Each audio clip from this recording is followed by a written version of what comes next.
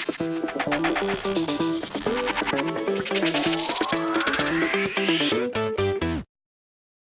they don't know is the bullshit, the drama, the guns, the armor, the city, the farmer, the babies, the mama, the projects, the drugs, the children. Day 6 of training camp is over and the Bears kickers are somehow impressing all of us. What's up guys, I'm back with another video, another training camp recap. Again, to reiterate, I'll be doing these every single day of training camp, giving you guys all the latest news in a short little video so you can have all your news in one place if you don't have that much time to read through it all. I've been working on a lot of highlight videos over the last couple of days, so check out the Eddie Jackson Haha Clinton Dix one if you haven't seen it yet. It turned out to be epic. I loved making it. I sent it to Eddie Jackson as well. He loved it as well. I'm not sure if he's going to post it yet. I didn't ask him, but hopefully he does. And if he does, I'll let you guys know too. But check that out if you haven't already. But let's get right into the video. All right, we're going to start out by talking about the play of the day, which is done by Prince Amukamara. So Prince Amukamara, he's guarding Cordell Patterson, right? He's guarding him pretty closely. Patterson is kind of struggling to get separation in training camp so far, which is not too much of a knock against him because he was never known for gaining the most separation, but that's besides the point. Prince Amukamara breaks up the pass, picks it off. He laterals it to Kyle Fuller later on, who manages to beat Kyle Long and get into the end zone. So that's a pretty fun play right there. I guarantee you would probably never see that happen in a real game because you're not going to risk a lateral like that. But solid play by Prince Amukamara. Not so much of a good play by Cordell Patterson. Another thing I want to talk about is that Zach Miller made an appearance at training camp today. And correct me if I'm wrong, but this is the first day that I think Zach Miller made an appearance at training camp. So apparently he's still part of this organization, still working with the coaching staff. So today he was out there, helping coach the tight ends, helping out Trubisky as well, helping out the offense in general. And just seeing him there, man, it was really, really fun because I love Zach Miller. I know all of us love Zach Miller. We're so thankful for everything he did for us. So to see him out there, man, just still being a part of our team, that's very uplifting, very exciting because I think he can actually provide us with a lot of help this season, even though it's going to be off the field, even though it's going to be in a coaching, role.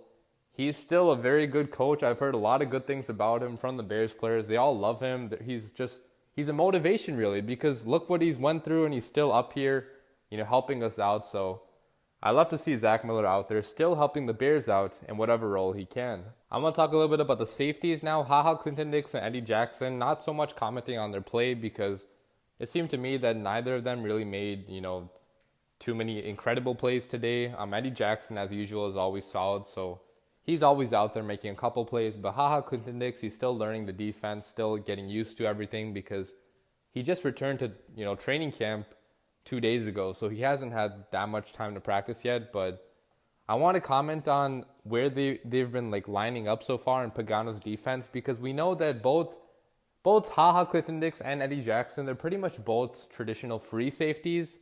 So some of us were kind of, wondering where are they going to line up, how are they going to work out together. Well, in Pagano's defense, he likes to generally use two free safeties most of the time. So you saw today that Haha Clinton Dix was more close to the line of scrimmage, not like a box safety, but a little bit closer to the line of scrimmage, while Eddie Jackson was further back, deep middle. So that's how they're probably going to line up most of the season this year. Obviously, based on how the offense changes, they're going to react to that. So in an even look, you can expect them to be more closer together. But overall, that's what I have to say about the safeties. And I cannot wait to see them both on the field week 1 against the Packers because they're both ball hawk safeties, right? They have so many freakish abilities, and with an aggressive pass rush, with an aggressive, defensive coordinator like Chuck Pagano, you can expect a lot of blitzes, you can expect a lot of plays to be made by the back end of our defense, in our secondary, in our safety, duo. So it's going to be a lot of fun to watch. I want to do a larger segment on the wide receivers now, so the next couple stories will all be about the wide receivers. So the first thing I want to talk about is that Anthony Miller really has not stood out yet in training camp, which I'm honestly kind of shocked about that because Anthony Miller, going into training camp, I thought he would be our number one guy, the number one guy that made the most plays, the number one guy that Trubisky targeted. But so far, that has not been the case. It's not that he has been bad, but he just has not stood out that much. Like today, based on the reports, it seemed like he did not make that many catches.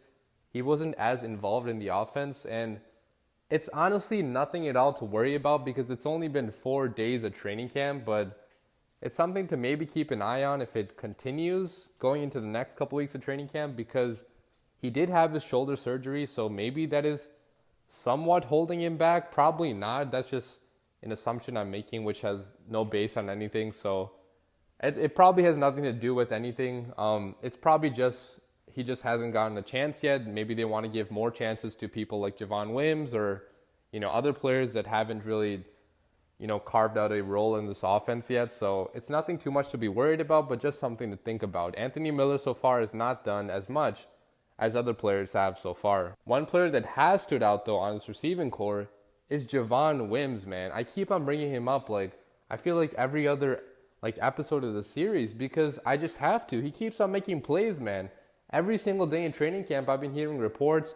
Even the day that I went down there, he was making plays, every single day, no matter what group he is with, because he's been playing with the ones, the twos, and the threes, and he's still been making plays no matter where he is. When you're still making plays, regardless of how good the people around you are, regardless of how good your quarterback is, that just means you're a really good wide receiver. So I fully expect Javon Wims to make this roster at this point, unless something crazy happens. He just needs to stay healthy, keep on doing what he's doing right now, and he's going to make this roster without a doubt. So another receiver I want to talk about is wide receiver Marvin Hall. So Marvin Hall is probably one of the more lesser known names on this receiving core. Obviously people know him, but they don't really know what he can do. They haven't really seen him play in the past because he hasn't really had that much success in the NFL so far. But Marvin Hall, man, I'm telling you, this guy is fast. And when I mean fast, I mean faster than Tariq Cohen, maybe faster than Taylor Gabriel. If you had a race between Taylor Gabriel, Tariq Cohen, and Marvin Hall, I'm pretty sure Marvin Hall could actually win that race because he is that fast. He is electric fast. I forgot what his 40-yard dash was, but I remember it was insanely fast when he ran it a couple years ago. But man, this guy's been taking the top off of the defense. He made a lot of plays today, a lot of deep balls he caught, because he's just running straight and just burning people straight up with his speed, which is something you always want to have. You always want that burner that can just go down the field and just beat somebody with their speed. I know the Chiefs have that in Tyreek Hill. I think the Bears kind of have that in Taylor Gabriel, but Taylor Gabriel is getting a little bit older at this point, and he may not be as fast as Marvin Hall, but I'm not calling Taylor Gabriel slow by any means. He's still turbo.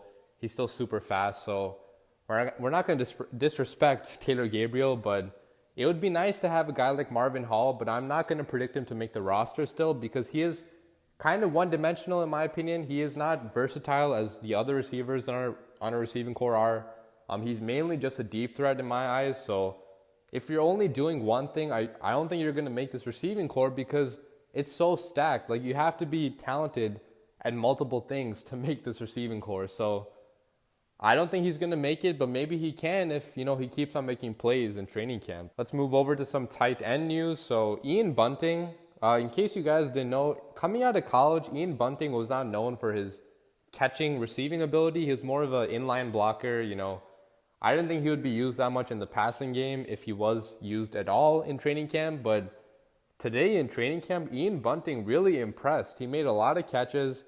He's all over the field making these catches, and maybe if this translates to, the next couple weeks into preseason, maybe he does have a shot at making this roster because I did not think for one that he had, these good hands, but apparently, so far he has shown that he does. And our other tight ends, they really have not done anything to impress yet.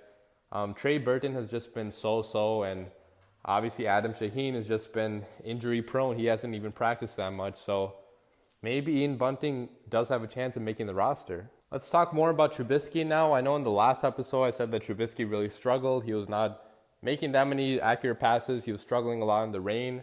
Well, today in the nice weather, he was pretty solid. He obviously did make mistakes once in a while, but with this good of a defense, you are going to make mistakes sometimes. And in the red zone, man, he was lights out, making phenomenal decisions. No turnovers in the red zone, which is something I love to see because last year in red zone drills, Trubisky did throw a lot of interceptions. This year, he's not doing as much, so I like to see that maybe in the red zone this year, Trubisky is going to be phenomenal, like one of the top quarterbacks in the red zone because we have so many threats that can do it all, so they're going to gain separation. Trubisky just needs to throw an accurate pass to them fast. And finally, as usual, let's end by talking about our kickers. So Eddy Pineiro was a kicker today. It was supposed to be Elliott Fry, I thought, but maybe they're switching it up because yesterday was an off day. So Elliott Fry will be out there tomorrow. But Eddy Pineiro, man, he was lights out today, going 8 out of 9 on his field goals, only missing from 55 yards, no big deal. And he made one from 60 yards out, man. I am so happy with this kicker battle so far because none of the kickers have really failed so far. They've all had phenomenal days almost every single day. So I'm honestly very refreshed and very surprised to hear this because I did not expect it to be this way. I thought both of them would probably make mistakes, maybe not do as well in the early days, but both of them have been lights out. Right now, I'm thinking Eddy Pineiro has a slight edge because I really feel like he has a better leg. He's made it from 63. Obviously, Elliott Fry did make it from 60, but I mean, in other videos I've seen, Eddy Pineiro does have the better leg. But we will see what happens going forward in training camp. All right, so that's going to wrap up day 6 of training camp. Obviously, a lot of news on the offensive front, but not too much about the defense because I've talked about the defense a lot in previous episodes. So I want to give a little bit more love to the offense right now. If you want me to talk about any specific positional group in general, let me know in the comments down below because I can talk about anything you guys want. I'll try to pay more attention to them if you guys want me to talk more about them. So, for example, if you want more news about the linebackers or about the defensive line, let me know in the comments down below because I can totally do that for you guys. But that wraps up this video. Leave your comments down below as usual, and as always, bear down.